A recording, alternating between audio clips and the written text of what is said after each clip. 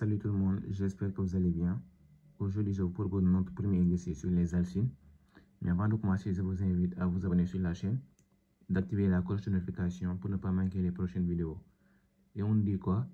Un alcyne a en masse 8 fois plus de carbone que d'hydrogène. La première question, déterminer la formule brute de A. La deuxième question, écrire les formules semi-développées possibles de A et les nommer. La troisième question, l'action du dihydrogène sur A en présence de palladium désactivé conduit à un composé B qui, par hydratation, donne un produit unique C. On a identifié en donnant les noms, le nom et la formule semi-développée, les composés A, B et C en vous appuyant sur les équations bilan des réactions. Et la dernière question, on demande d'écrire l'équation de l'hydratation de A en présence des ions mercure. Donc, pour la première question, je crois, on demande de déterminer la formule brute de A. A est un alcyne et on me dit quoi? Qu'il a en masse 8 fois plus de carbone que d'hydrogène. Alors, pour faire l'égalité, on va multiplier par 8 la masse d'hydrogène.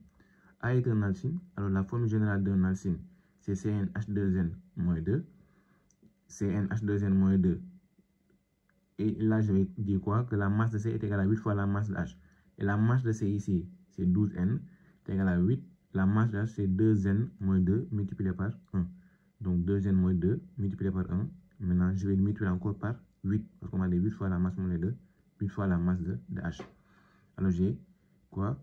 8 multiplié par 2N-2. Alors si je développe, j'ai 12N est égal à 2 fois 2N fois 8, ça me donne 6N. Moins 6.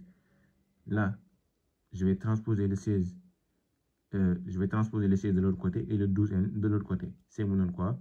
16N moins 12N est égal à 16. 4N est égal à 16. D'où N égale à 4. Donc, si N égale à 4, dans la formule là, je remplace N par 4. Donc, j'ai 4 fois 2, 8, moins 2 qui me donne 6. Alors, A est égal à quoi? C4H6. C'est sa formule. C'est sa formule brute.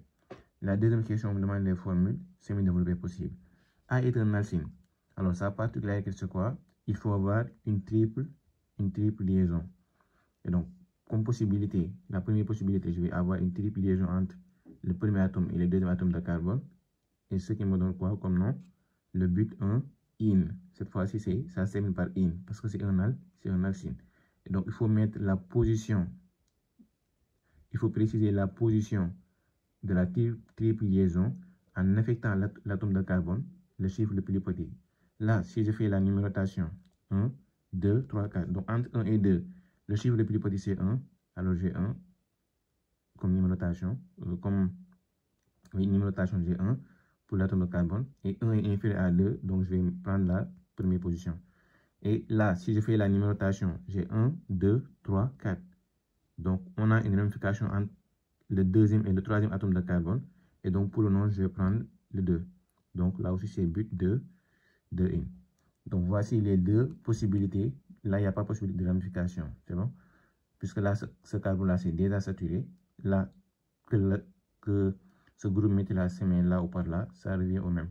Et là aussi, je peux avoir une ramification. Donc, on n'a que ces deux possibilités. Et pour la troisième question, qu'est-ce qu'on me demande? On demande d'écrire, on dit l'action du dihydrogène sur A en présence de palladium désactivé conduit à un composé B qui, par hydratation, donne un composé unique C. Maintenant, on demande d'identifier les A et B et tout ça.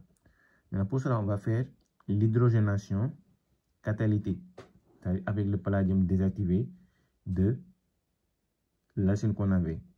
Maintenant, ici, si vous voyez dans cette partie, on dit quoi? Que l'hydrogénation de A en présence de palladium désactivé conduit à un composé B. C'est bon?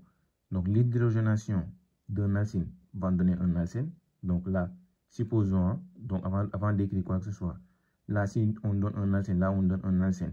Ici, on aura quoi? Un alcène qui est symétrique. Et là, ce qui suit, c'est quoi? On va faire après l'hydratation de cet alcène, c'est-à-dire le B. Si on donne l'hydratation, ça doit nous conduire à un produit qui est unique. Donc là, si on fait l'hydratation de cet alcène, de ce supposé alcène, puisqu'on fait des suppositions avant de commencer, là, donc comme possibilité, on peut avoir une liaison OH ici, comme là. Donc ça ne donne pas une seule possibilité. Alors que là, si on a un alcène, et si on fait l'hydratation de cet alcène, que l'atome d'OH se met là ou là, ça devient au même, puisque cette chaîne-là, elle est symétrique. Alors, on va dire que c'est ça notre A. Donc, on le fait de manière anticipée. Donc, ça ne sert à rien d'écrire l'hydrogénation de ces deux. Donc, il faut se projeter pour les possibles résultats pour pouvoir aller vite. Alors, on suppose que c'est ça notre A et on va le confirmer. Si on fait l'hydrogénation de ça avec le palladium désactivé, ça va nous conduire à un alcène. C'est bon? Puisque ça, c'est un catalyseur qui est moins actif. Et donc, ça nous donne directement un alcène. C'est bon? Maintenant, on va faire quoi? On va faire l'hydratation de cet alcène-là. Et l'alcène-là, on l'a nommé quoi? On l'a nommé B. L'alcène-là, on l'a nommé B.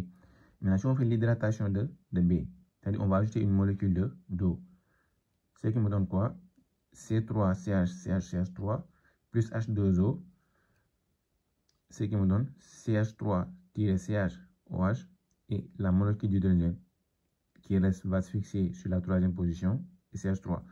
Ici, si j'avais ici OH, par exemple, et là aussi H, ça devient O même. C'est bon?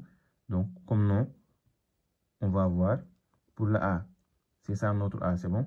C'est le but de I. Le nom de B, B est là. Son nom, c'est quoi? C'est le but de N. C'est bon? C'est le but de N. Et pour C, son nom, c'est quoi? Regardez, c'est un alcool. Ici, je fais la ramification. La ramification se trouve à la position 2. Alors, j'ai le butane 2-ol. Si c'était de l'autre côté aussi, c'est le butane 2-ol. Puisque là, si je mets la substitution OH, j'ai 1, 2, 3, 4. Alors, la substitution de OH aussi, c'est à la deuxième position. Alors, pour le nom de C aussi, c'est le butane 2-ol directement. Et pour la quatrième question, on demande d'écrire l'équation de l'hydratation en présence d'ion mercure. Non. Hydratation en présence d'ion mercure, c'est-à-dire Hg+, qu'est-ce que ça va donner? Voici notre A. Puisqu'on a déjà identifié notre A, donc c'est le but de in. Alors, sa formule brute, c'est là. Non, sa formule semi-développée, c'est là. Donc, si on fait l'hydratation en présence d'ion mercure, c'est-à-dire une molécule, on ajoute une molécule. Hydratation, c'est-à-dire on va ajouter de l'eau.